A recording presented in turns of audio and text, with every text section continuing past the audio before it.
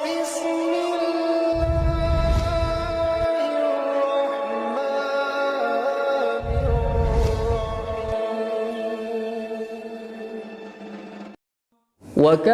لَا يَتَجَاوَزُونَهَا حَتَّى يَتَعَلَّمُوا مَا فِيهَا مِنَ الْعِلْمِ وَالْعَمَلِ.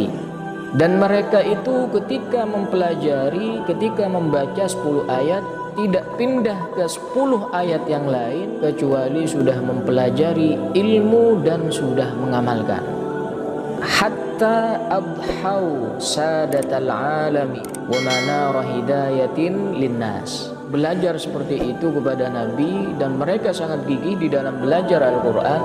Mereka kemudian menjadi sadatal alam, pemimpin-pemimpin dunia pada saat itu. Umat Islam akan memimpin dunia kalau mereka dekat dengan kitabnya.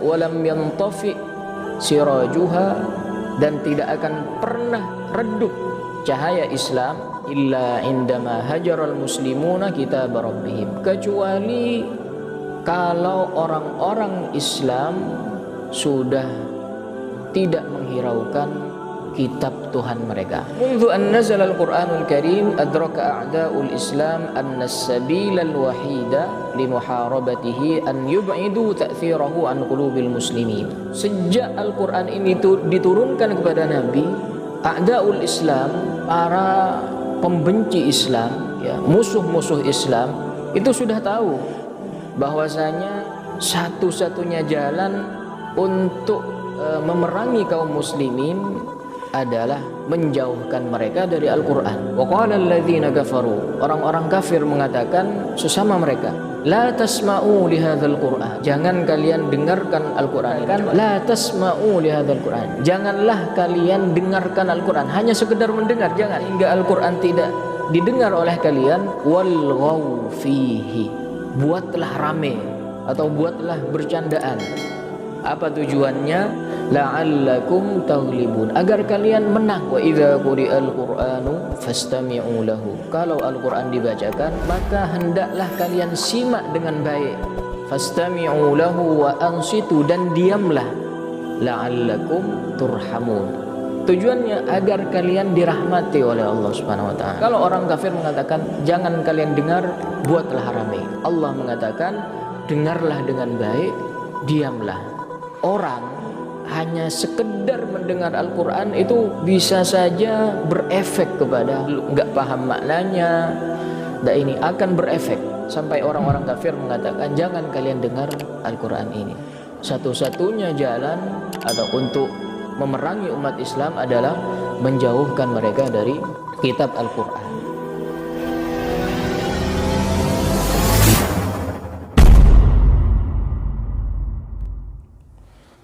Bismillahirrahmanirrahim. Assalamualaikum warahmatullahi wabarakatuh.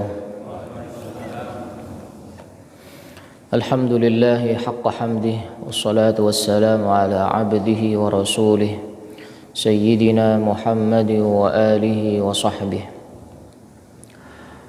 Allahumma la ilma lana illa ma 'allamtana wa 'allimna ma yanfa'una wa barik lana fima 'allamtana innaka antal alimul hakim.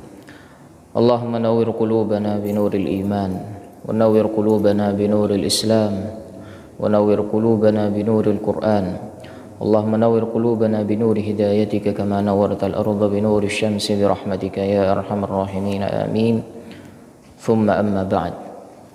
Alhamdulillah jemaah sekalian, pada pagi yang cerah ini kita bersyukur memuji Allah Subhanahu wa taala atas segala nikmat yang Allah berikan kepada kita dan atas limpahan rahmat dan kasih sayang Allah kepada kita. Allah memberikan kita kesempatan untuk bisa melaksanakan sholat subuh berjamaah di masjid yang kita cintai ini.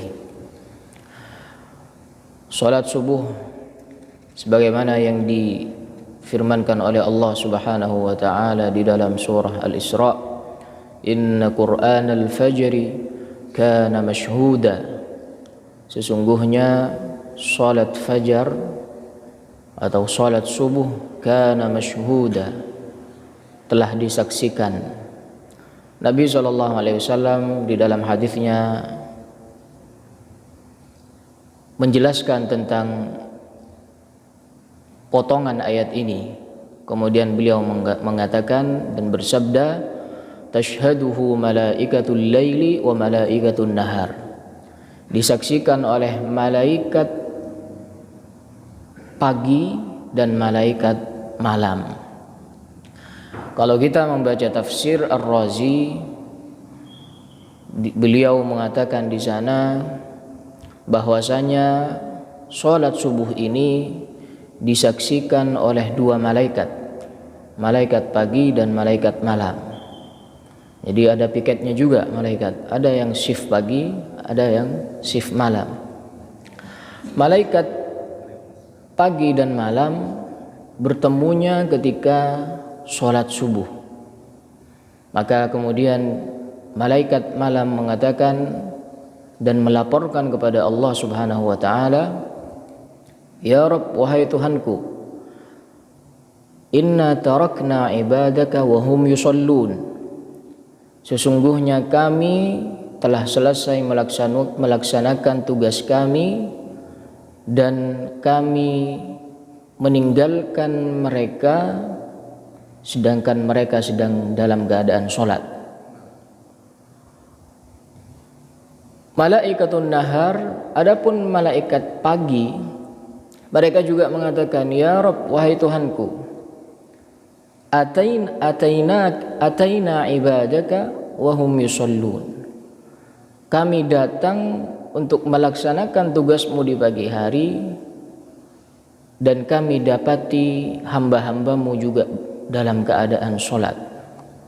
Maka kemudian Allah mengatakan kepada mereka, ishhadu anni ghafartu lahum. Saksikanlah wahai malaikat bahwasanya aku telah mengampuni dosa-dosa mereka. Maka semoga Allah Subhanahu wa taala menerima ibadah sholat subuh kita ini dan mengampuni dosa-dosa kita. Amin ya rabbal alamin. Salawat dan salam semoga tetap tercurahkan kepada Nabi kita Nabi Muhammad sallallahu alaihi wasallam yang bersabda di dalam hadisnya, berdoa mendoakan umatnya, Allahumma barik li ummati fi bukuriha. Ya Allah, berkahilah umatku di waktu paginya. Jemaah sekalian dimuliakan Allah Subhanahu wa taala, kita akan meneruskan kajian kitab kita pada muqaddimah yang telah kita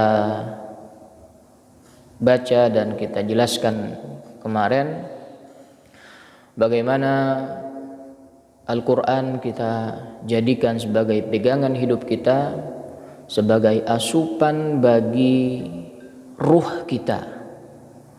Kalau fisik kita beri asupan dengan makanan, dengan gizi, maka ruh kita yang akan membersamai kita hingga kita meninggal juga harus diberi asupan, yakni dengan Al-Quranul Karim, dengan membaca, dengan mentadabburi dan mengamalkan Al-Quran, sehingga dengannya kita akan mendapatkan kehidupan yang bahagia di dunia dan di akhirat. Qala al-muallif rahimahullah, muallif berkata, waqad tarabba as-sahabatul kiramu fi madrasatin nubuwati. Dan para sahabat yang mulia telah terdidik di dalam madrasah kenabian, bagaimana Nabi SAW mendidik para sahabat. Wa kanu yatalaqqawna al-Qur'an al-Karim, dan mereka bertalaqi kepada Nabi, mempelajari Al-Quran. Fayahrisuna ala tamassuki bihadihi, dan mereka para sahabat sangat gigih di dalam berpegang teguh terhadap hadiyul Quran, petunjuk Al-Quran.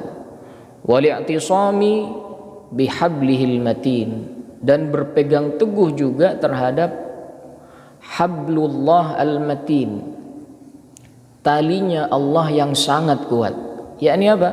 Al-Quran. Makanya di dalam surah Ali Imran kita diperintah oleh Allah Subhanahu wa taala untuk berpegang teguh kepada Al-Qur'an dan tidak bercerai-berai. Wa'tasimu bihablillahi jami'a wa la tafarraqu. Hendaklah kalian berpegang teguh kepada tali Allah yang kuat, yakni Al-Qur'an, dan janganlah kalian bercerai-berai. Ya. Maka kita dapati para sahabat mereka sangat gigih di dalam mempelajari Al-Qur'an. Di dalam suatu athar dikatakan bahwasanya ada salah seorang tabi'in, kalau tidak salah, kalau tidak keliru, Abu Abdurrahman As-Sulami. Beliau mengatakan, haddatsana alladzina kanu yuqri'unana al-Qur'an. Telah menceritakan kepada kami mereka, maksudnya adalah para sahabat yang mengajari kami Al-Qur'an, annahum kanu yata'allamuna asyra ayatin, bahwasanya mereka ketika belajar kepada Nabi mereka membaca dan mempelajari 10 ayat. Wa kanu la yatajawazunaha hatta yata'allamu ma fiha minal ilmi wal amali. Dan mereka itu ketika mempelajari, ketika membaca 10 ayat, tidak pindah ke 10 ayat yang lain kecuali sudah mempelajari ilmu dan sudah mengamalkan. Faqalu, mereka kemudian para sahabat mengatakan, ta'allamnal ilma wal amala. Kami sudah mempelajari ilmu daripada 10 ayat ini dan kami juga mengamalkan apa yang dikandung di dalam 10 ayat ini. Mereka terus melakukan seperti itu, dengan cara seperti itu. Kalau kita menghafal cepat kita ya, tapi mudah-mudahan dengan setelah menghafal, setelah membaca, diberikan hidayah oleh Allah Subhanahu wa taala untuk bisa tadabbur, untuk bisa mengamalkan. Kemudian mu'allif mengatakan, hatta adhau sadatal alami wa manara hidayatin linnas. Dengan cara seperti itu, belajar seperti itu kepada Nabi, dan mereka sangat gigih di dalam belajar Al-Qur'an, mereka kemudian menjadi sadatul alam, pemimpin dunia pada saat itu. Wa manara hidayatin linnas, dan corongnya petunjuk bagi manusia. Wa tataba'atil qurun min ba'dihim, dan mereka melakukan demikian dari generasi ke generasi, dari sahabat ke generasi tabi'in ke generasi setelahnya. Wa takharraja min madrasatil qur'ani ajyalun, dan lulus dari madrasah Quran yang seperti ini ajyalun, generasi yang aqamu hadaratan islamiyatan, yang mendirikan atau menciptakan hadarah Islamiyah, kebudayaan Islam, peradaban Islam yang lam ya'rifit tarikh laha mathilan, yang tidak pernah ada sebelumnya pada saat itu, peradaban Islam. Walam yantafi sirajuha illa indama hajaral muslimuna kitab rabbihim. Jadi umat Islam akan memimpin dunia kalau mereka dekat dengan kitabnya. Ya. Ada yang mengatakan kalau non muslim atau umat selain umat Islam, mereka bisa memimpin dunia karena meninggalkan kitabnya, tapi umat Islam akan memimpin dunia kalau dia dekat dengan kitabnya, Al-Quran. Makanya di sini dikatakan walam yantafi sirajuha, dan tidak akan pernah redup cahaya Islam illa indama hajaral muslimuna kitab rabbihim, kecuali kalau orang-orang Islam sudah tidak menghiraukan kitab Tuhan mereka, yakni Al-Quran. Hajar itu artinya adalah meninggalkan, ya, meninggalkan, tidak menghiraukan sekali kepada Al-Quran. Al-Qurannya ada di rumahnya tapi tidak pernah dibuka, tidak pernah dibaca, ya. Na'udzubillahi min dzalik. Wa mundu an nazala al-Qur'anul Karim adraka a'da'ul Islam anna as-sabila al-wahida li muharabatihi an yub'idu ta'thirahu an qulubil muslimin. Maka dari itu,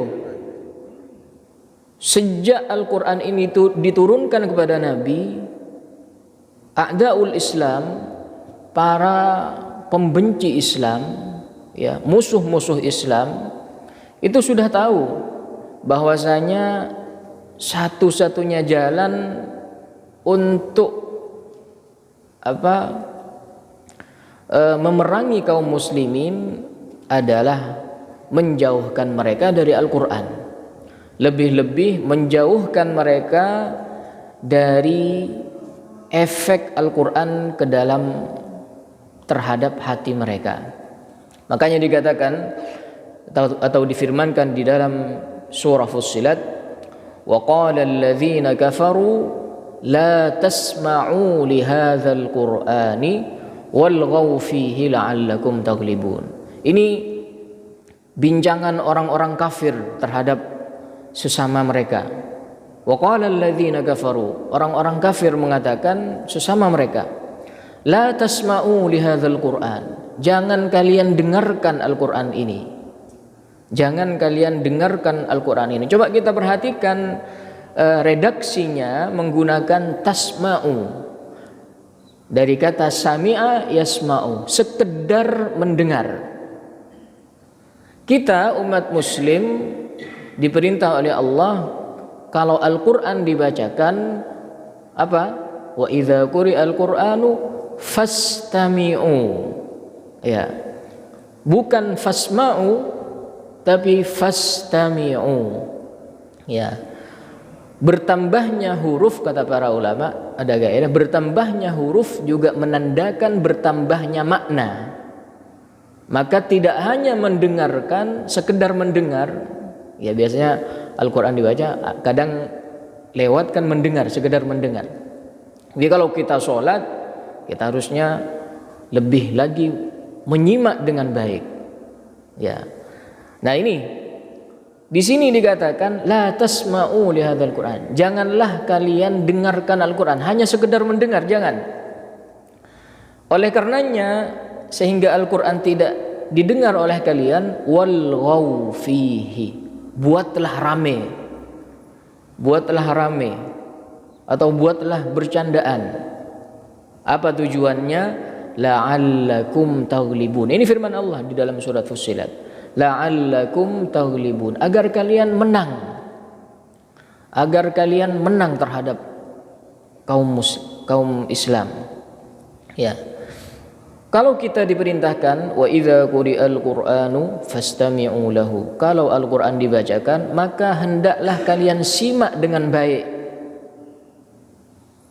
Fastami'u lahu wa ansitu, dan diamlah. La'allakum turhamun, tujuannya agar kalian dirahmati oleh Allah Subhanahu wa taala. Nah, ini adalah timbal balik. Kalau orang kafir mengatakan jangan kalian dengar, buatlah rame. Allah mengatakan dengarlah dengan baik, diamlah. Ya. Maka para ulama kemudian mengatakan orang hanya sekedar mendengar Al-Qur'an itu bisa saja berefek kepada dirinya, hanya sekedar mendengar, nggak paham maknanya, ini akan berefek kepada dirinya. Makanya sampai orang-orang kafir mengatakan jangan kalian dengar Al-Quran ini, karena memang satu-satunya jalan untuk menjauhkan umat Islam atau untuk memerangi umat Islam adalah menjauhkan mereka dari kitab Al-Quran. Makanya di dalam muqaddimah ini beliau katakan di sini bahwasanya dari sejak turunnya Al-Quran ini, musuh-musuh Islam sudah dari awal ingin menjauhkan umat Islam dari Al-Quran, sehingga kemudian dijauhkan dari membacanya atau dijauhkan dari belajar Al-Quran, sehingga tidak ada rasa cinta terhadap Al-Quran, sehingga mereka tidak mempelajari Al-Quran. Maka kemudian di sini beliau mengatakan wa bima anna al-hadf al-asasi min hadzal kitab al-wusulu biqari'il Qur'anil Karim ila al-mustawa al-matlubi, dan sungguh tujuan utama daripada ditulisnya kitab Warattilil Qur'an ini adalah menyampaikan para pembaca Al-Quran ke level yang diminta, ke level yang diinginkan, yakni fi dhabtit tilawati wa itqaniha ma'at ta'anni wat tadabburi, yakni bagaimana seorang qari membaca Al-Quran dengan dhabit, dengan baik, dengan itqan, dengan lancar, ma'at ta'anni wat tadabburi, dengan ta'anni, tidak tergesa-gesa di dalam membacanya, wat tadabburi, karena dengan tidak tergesa-gesa kita bisa mentadabburi Al-Quran. Kalau cepat, membaca cepat, kita tidak mungkin bisa mentadabburi Al-Quran yang kita dengarkan. Makanya di dalam redaksi Al-Quran sering dikatakan warattilil Qur'ana tartila. Perintah Allah, warattilil Qur'ana tartila, bacalah Al-Quran dengan tartil. Tartil itu adalah bacaan yang pelan, yang tenang. Dan Allah Subhanahu wa taala juga mengatakan warattalnahu tartila, dan kami bacakan Al-Quran ini. Kalau tadi perintah warattilil Qur'ana tartila, tapi Allah Subhanahu wa taala mengatakan warattalnahu tartila, dan kami sudah membacakan Al-Quran ini, mengajarkan kepada Jibril mengajarkan kepada Nabi Muhammad dengan bacaan yang tartil. Tujuannya apa sebenarnya? Agar bisa ditadabburi, agar bisa menguatkan keimanan, menguatkan hati kita. Makanya dikatakan di dalam surat Al-Isra,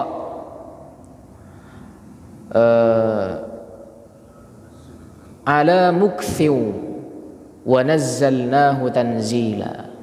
Jadi tujuan diturunkannya Al-Quran secara bertahap. Secara bertahap kan enggak secara langsung, ya, secara bertahap, secara pelan, secara bertahap adalah linutsabbita bihi fuadak, agar Allah Subhanahu wa taala bisa meneguhkan hatinya Rasulullah sallallahu alaihi wasallam. Ini apa yang bisa kita kaji di dalam kuliah subuh kita pada pagi hari ini. Semoga yang sedikit ini bisa bermanfaat bagi kita semuanya, dan semoga kita dan keluarga kita dan keturunan kita ditakdirkan oleh Allah Subhanahu wa taala menjadi ahlul Quran, ahlullahi wa khassatuh. Amin amin ya rabbal alamin. Kita tutup dengan doa ghafaratul majlis. Subhanakallahumma wa bihamdika asyhadu an la ilaha illa anta astaghfiruka wa atubu ilaik. Hadanallahu wa iyyakum. Assalamu alaikum warahmatullahi wabarakatuh.